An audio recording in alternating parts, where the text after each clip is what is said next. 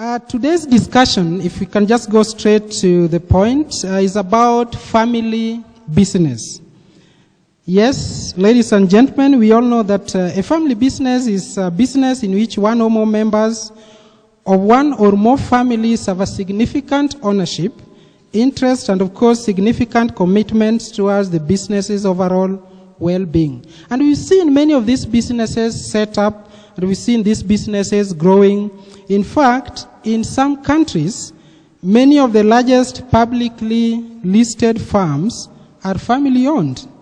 Think of Walmart of the USA, the Samsung Group of Korea, Tata Group of India, Foxconn of Taiwan. These are family businesses that have actually grown in leaps and bounds to be the blue chips that we know of. But of course, having said that, we all understand that there are common problems these organizations are facing. The interests of a family member may not be aligned with the interests of the business. And of course, we've seen this happening in a local industry. Or in another case, there could be the interests of the entire family may not be balanced with the interests of the business. All right?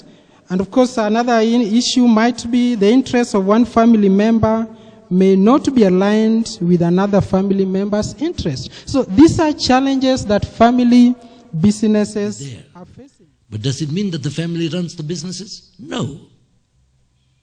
It's trust and confidence within the family, holding hands with each other, but making sure that your management is good and it works with you. Not under you, with you. When I go and tell my managing director, they work with me.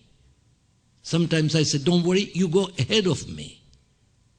That's how you create what is known as confidence, trust, integrity within the people to whom you are working with. You build them into yourself. Let them reflect Manu Chandaryas in them. And that's how we succeeded in all these companies that we go. We go to the Italian, there's Italian management.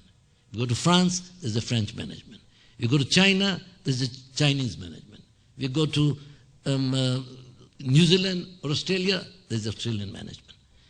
But the art of getting those people with you is not from top to bottom. It's remaining on the bottom and saying, come on, man. Giving the story of growth. Giving the story of, you can do it. Make sure that there is a possibility that you can do it. And in 30 years, we're in 50.